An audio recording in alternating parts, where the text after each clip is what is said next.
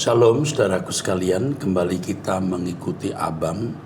Kita memasuki episode 932. Saya didampingi oleh pendeta Gren Nixon. Mari Pak Gren, kita mulai. Baik Pak, untuk pertama datang dari seorang perempuan usia 39 tahun, sudah menikah, memiliki satu anak, domisili di Manokwari.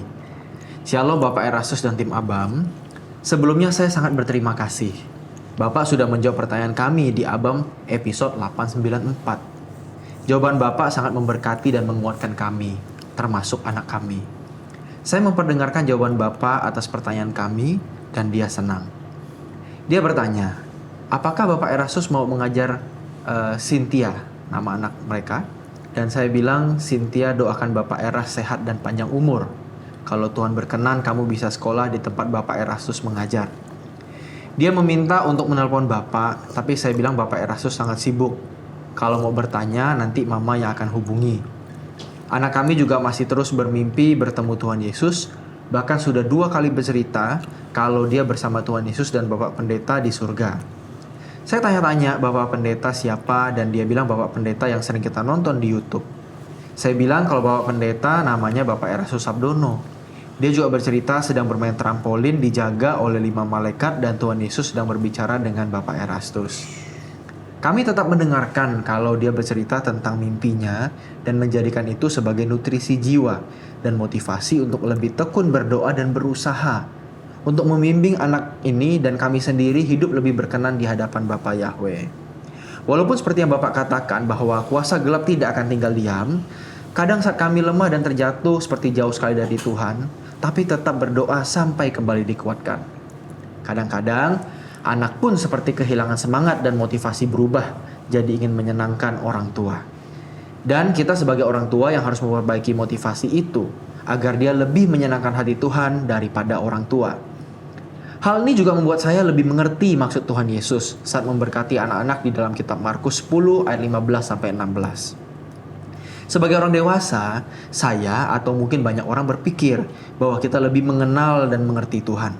Namun ternyata belum tentu demikian. Karena anak-anak datang kepada Tuhan dengan hati tulus. Apakah ada komunitas Abam? Kalau ada, bolehkah saya ditambahkan walaupun bukan dari GSKI? Terima kasih Bapak Erastus, semoga Bapak selalu sehat, seperti kata Bapak.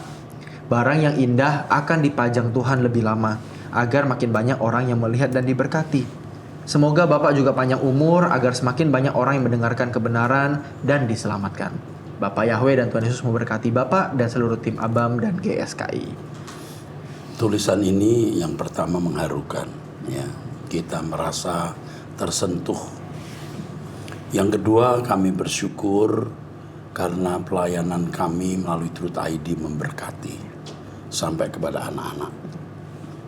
Yang ketiga, banyak anak-anak suka berfantasi. Tetapi fantasinya tidak terkait dengan Tuhan dan kerajaan surga. Kalau anak kita bisa berfantasi mengenai Tuhan dan kerajaan surga, itu indah dan luar biasa. Yang keempat, mungkin bukan fantasi. Seperti kesaksian yang sudah kita dengar beberapa kali, anak-anak yang benar-benar mendapatkan pengalaman real dengan Tuhan.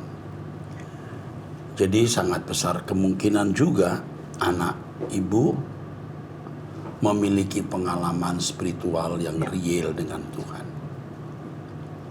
Dan biasanya anak-anak seperti ini dipersiapkan menjadi hamba-hamba Tuhan. Ya, nanti suatu hari biar kalau ada kesempatan sekretaris saya telepon, staf saya telepon, saya bicara dengan anak ini. Yang penting sekarang ibu dan bapak ya menjadi teladan. Punya anak dengan naluri spiritual yang baik seperti ini menuntut orang tua mengimbanginya. Iya. Orang tua harus benar-benar menjadi teladan dan mengarahkan anak-anak kepada kebenaran. Tanggung jawab orang tua seperti ini bisa lebih berat dari tanggung jawab orang tua yang anak-anaknya duniawi. Betul. Ya, kami akan ikut mendampingi terus. Mungkinkan, usahakan setiap jam 5 pagi waktu Indonesia Barat berdoa. Dan ajak anak Anda untuk ikut berdoa bersama. Tuhan memberkati. Ya. Teruskan. Baik, selanjutnya masih dengan seorang perempuan usia 36 tahun menikah dengan satu anak di daerah Jakarta. Shalom Pak Erastus dan tim Truth ID yang kami kasihi. Kami doakan agar tim Truth ID terus dipakai Allah Bapa untuk mengubah dan membimbing manusia agar dapat memenuhi tujuan mereka yang diciptakan sesuai dengan maksud Bapa. Pak Eras dan tim Truth ID yang saya kasihi, bolehkah diadakan sebuah pembahasan khusus parenting untuk pre-teens dan teens?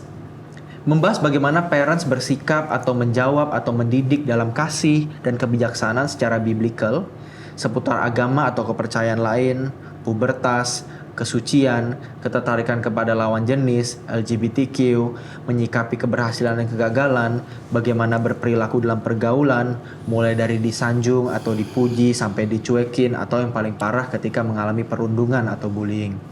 Serta mendidik anak-anak dalam mengelola perasaan, suka, kesal, benci, marah, sedih, kecewa, takut, malas, dan lainnya. Sehingga mereka bisa tumbuh jadi anak yang matang walau masih muda. Tidak ikut-ikutan dan terpancing teman yang belum dewasa. Sanggup mengaktifkan dan mendengar tuntunan Roh Kudus ketika berhadapan dengan tren dan entertainment dunia seperti musik, film di Netflix, B-Station, dan lain-lain. Jadi remaja Allah Bapa yang update, paham dan tidak kudet atau kurang update dalam pergaulan dan perkembangan zaman. Namun, tidak membiarkan diri mereka sampai terseret arus tersebut. Terima kasih, Tuhan Yesus memberkati. Kayaknya ini ditujukan ke Pak Gren ya. Ya. Selaku ketua teens di sini, kami dari Truth ID akan mendukung sepenuhnya Pak Gren. Ya. Mungkin dibuat secara berkala. Hari ini bicara soal bullying, Betul. nanti bicara soal puberty, nanti bicara soal purity, kesucian, nanti bicara mengenai LGBT, lalu bicara mengenai tren dan entertain musik dunia seperti tadi disebut ya. Ya, betul. Ini ide yang bagus dari Ibu Grace ya. Ya. Ibu Grace, mungkin Ibu Grace punya ide-ide yang lebih cemerlang dari ini. Bisa dihubungi Pak Gren, Ya, baik. nomor teleponnya. Ada masukan-masukan dan siapa tahu dia bisa dilibatkan dengan usia 36 tahun. Ya. Kita harus bekerja segiat-giatnya untuk menyelamatkan sebanyak-banyaknya orang. Ya. Ya.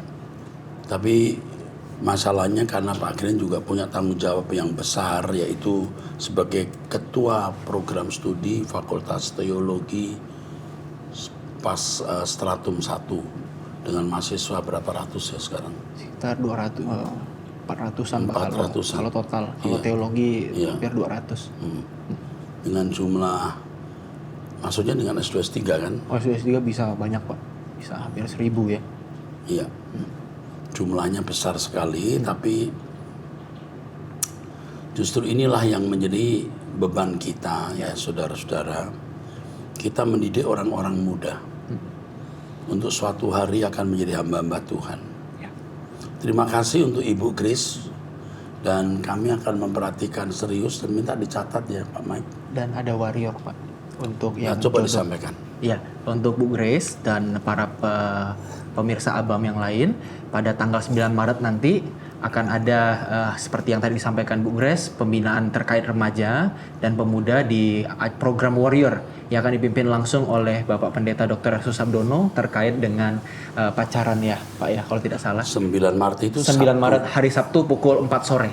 Dua Begitu. sesi itu ya. 2 sesi sampai dengan setengah 7 malam. Gitu. Oke, jadi saya harap Ibu Grace bisa menyampaikan kepada yang bisa mengikuti. Ya. Lalu mengenai kegiatan Warrior dan Teens nanti kami akan umumkan berikutnya. Ya. Oke, teruskan sekarang Pak Gren. Baik, selanjutnya dari seorang perempuan usia 40 tahun menikah dengan 2 anak di Palembang. Haleluya Pak Pendeta Erastus, saya ingin meminta pendapat Pak Erastus. Sebelum saya menikah, saya mengikuti Tuhan. Saya rajin melakukan kegiatan apapun. Sejak saya menikah, saya sudah tidak aktif lagi. Sejak anak saya sudah masuk sekolah TK, saya mulai aktif lagi dan dibolehkan sama suami. Saya tidak tahu setan mana, sehingga suami saya tidak memperbolehkan saya sekarang pergi ke Suara Kebenaran. Dia marah-marah, tapi saya hanya diam saja. Sejak saya mendengar semua khotbah Pak Eras, saya merasa ada sukacita. Saya rindu hadirat Tuhan. Jadi Pak, apa yang harus saya lakukan? Terima kasih Pak Erastus, Tuhan memberkati. Saya tidak tahu setan mana sehingga suami saya tidak memperbolehkan saya sekarang pergi ke Suara Kebenaran. Maksudnya mendengar kali ya. Betul. Ya, kita tidak tahu. Mungkin suami mendengar fitnah dan bullying banyak orang mengenai saya, ya, Iya, mungkin. yang berkonotasi negatif, sesat, melanggar moral dan lain-lain, ya, yang tentu itu tidak benar. Ya. Faktanya orang yang mendengar khutbah yang saya sampaikan diubahkan Tuhan. Ibu sendiri juga diubahkan Tuhan, ya. Potongan video yang mengatakan saya tidak percaya Yesus juru selamat itu juga meluas, ya, masif, ya. Dan muncul banyak hal, ya. Muncul banyak hal, ya, yang benar-benar merusak, ya, karakter atau pembunuhan karakter. Ya. Tapi ibu tetap tenang, jangan membela saya di depan suami. Ibu diam-diam saja mengikuti Suara Kebenaran lewat gadget ibu. Dan yang penting ibu buktikan perubahan. Hal ini juga pernah saya dengar dari seseorang yang akhirnya suaminya itu bisa berbalik. Jadi ada momentum Tuhan pasti akan buka mata suamimu untuk melihat kebenaran, ya. Kalau kita tidak mendapat tantangan, mungkin kita justru harus ragu-ragu. Kita ini ada di track mana, ada di jalur mana. Kalau kita mendapat tantangan yang begitu besar dari dunia, ya. Sementara kita serius mau hidup suci, serius mau membawa orang ke langit baru, bumi baru, berarti memang setan bereaksi. Setia terus, Bu. Tuhan menyertai Ibu. Oke, terus. Baik, selanjutnya seorang perempuan 65 tahun sudah menikah di daerah Sidikalang. Abang nomor 910 mau deklarasi ke Pastor Eras. Saya menikah tahun 1982. Sekarang sudah 42 tahun. 21 tahun di kota K. Kemudian pindah ke kota S. Karena suami pensiun dini tahun 2003. Mulai bekerja atau menikah, suami tak pernah kasih uang belanja. Selama di kota K, saya hanya guru honorer. Suami berpenghasilan lebih dari cukup. Asal saya minta uang belanja keperluan anak, dia selalu marah-marah, memukuli saya dan anak-anak sambil membanting segala barang yang ada. Sangat temperamen. Saya kira hanya berapa lama demikian. Tapi lama-kelamaan marahnya berkurang, tapi kejahatannya judi, mabuk, melacur, menipu, berhutang di mana-mana. Memang keuangan meningkat semenjak kami ke kota S. Tapi semakin rakus terhadap uang. Bahkan kontrak toko pun tak pernah dia bayar. Pinjam ke bank 550 juta, habis untuk foya-foya 2011. Dia DPO 2016. Setelah itu dia kembali dan menyatakan mau bertobat. Mulai ke gereja, tapi hanya 1-2 kali. 2019 kumat. Setelah mencuri semua surat-surat berharga, BPKB mobil, motor, dan jual tanah yang sudah sempat dia beli. Semua perutangannya menagih ke saya. Karena tak bisa saya tanggulangi, saya suruh mereka semuanya lapor polisi. Dan saya sangat melarat sekali. Apalagi barang-barang di toko sepi sekali pembeli. Anak-anak saya hanya hidup pas-pasan. Apa yang harus saya lakukan, Pastor Eras? Karena setiap hari saya hanya bisa berdoa dan nonton acara khotbah Bapak dan Abang. Semoga Bapak tidak bosan membaca tulisan saya ini. Saya aktif di gereja, kaum ibu, lansia, dan kelompok sel. Tolonglah saya, Bapak.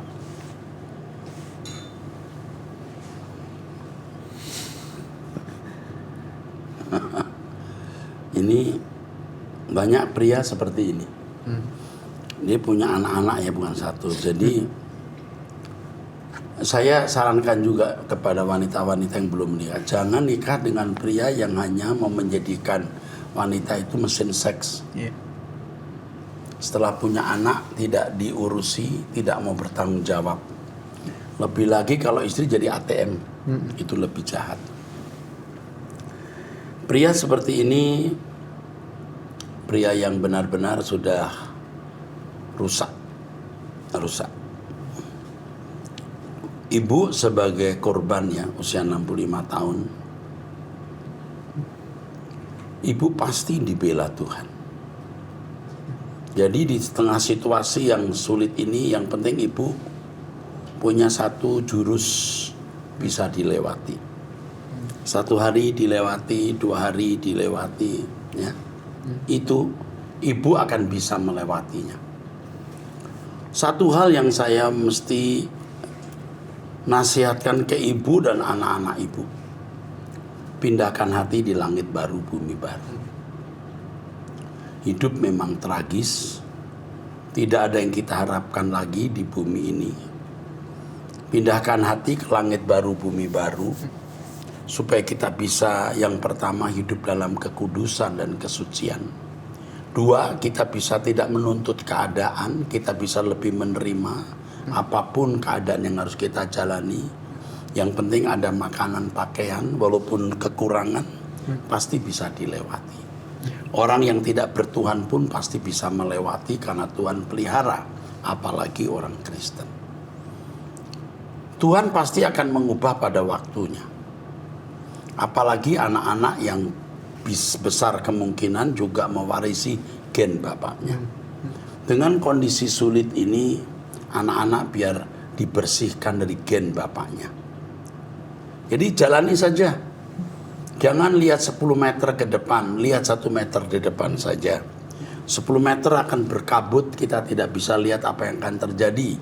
Tapi 1 meter dilewati, 1 meter dilewati, pasti saudara akan bisa hidup dalam kekudusan dan kesucian dan bisa melewati semua. Oke, saya kira cukup itu saja nasihat saya dan saya ikut prihatin dengan keadaan ini.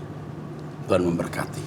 Ya. Oke. Selanjutnya datang dari seorang pria 35 tahun sudah menikah dengan 2 anak di Pekanbaru.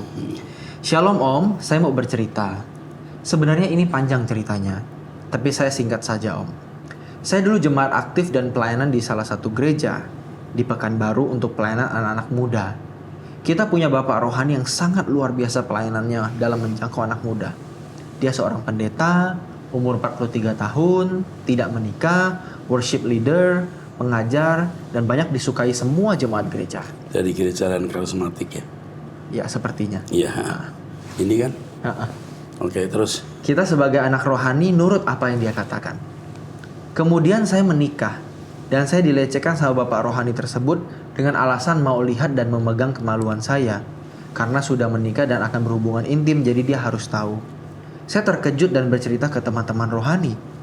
Ternyata mereka atau beberapa teman digitukan dan atau dilecehkan sama oknum pendeta tersebut dengan alasan sebagai bapak rohani harus tahu kondisi fisik anak-anak rohaninya. Singkat cerita, tahun 2020 kita dikumpulkan teman-teman. Kita kumpulkan teman-teman dan membawa pendeta tersebut untuk mengakui di depan kami kejahatannya. Dia mengakuinya. Dia mantan homoseksual yang katanya lagi dalam pertobatan. Kita juga bingung mau bagaimana. Mau cerita ke keluarga malu, mau ke gembala juga malu.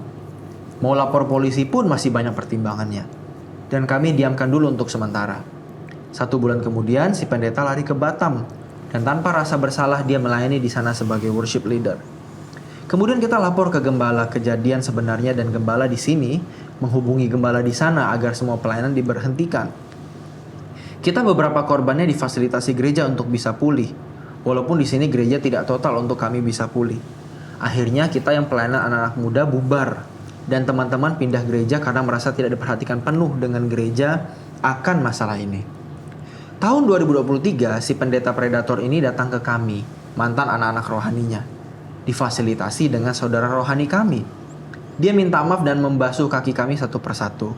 Dan di situ kami memaafkan dan dia pergi keluar kota. Saya secara pribadi sudah memaafkan Om. Dan saya pun tidak bergereja di sana lagi Om.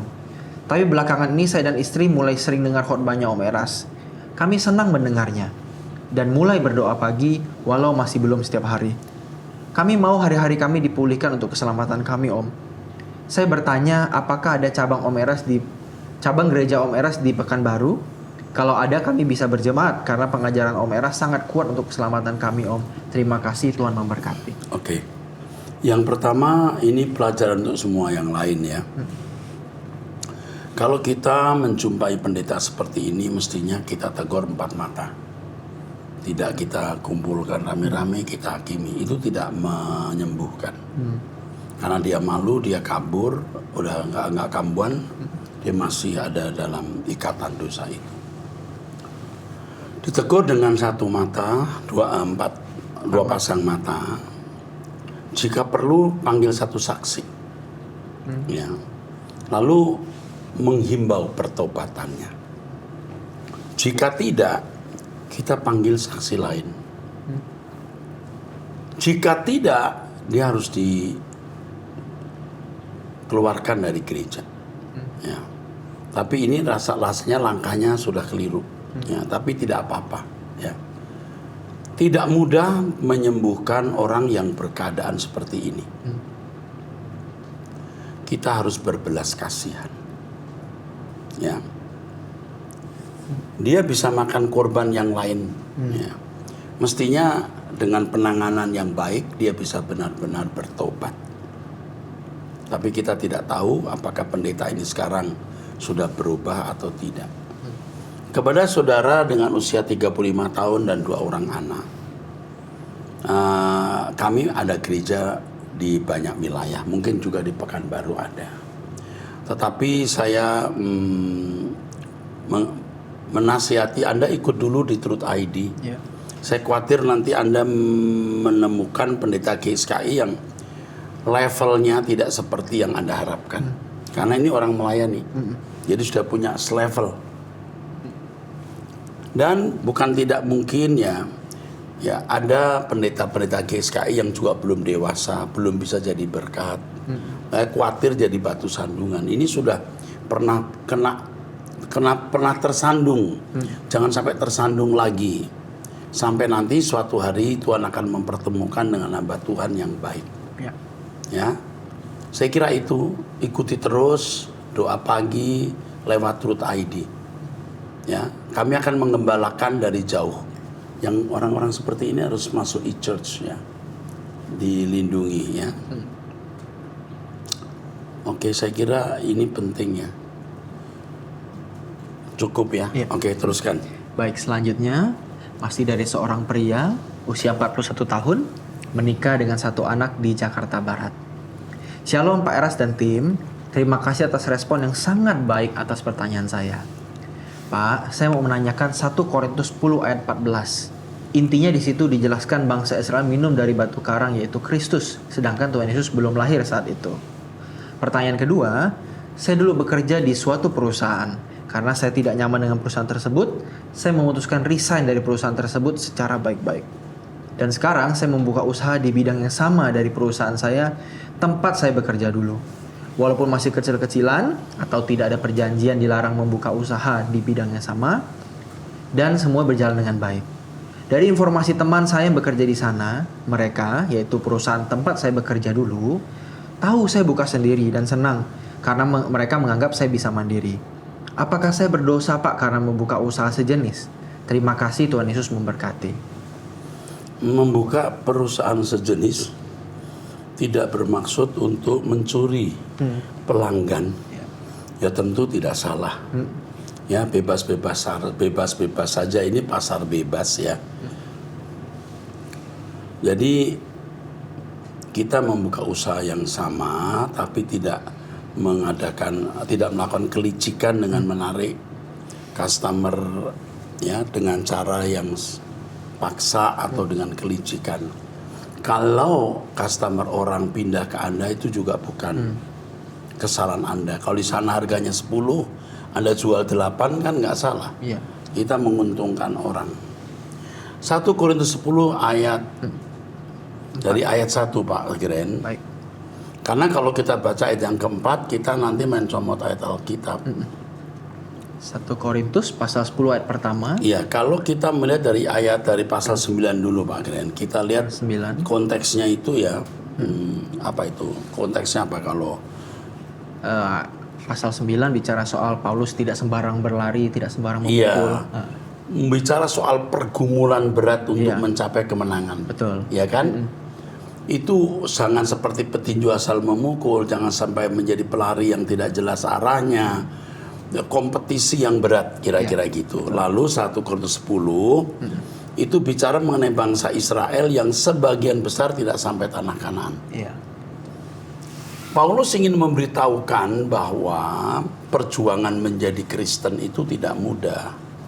Tidak semua orang Kristen masuk surga, kan begitu maksudnya.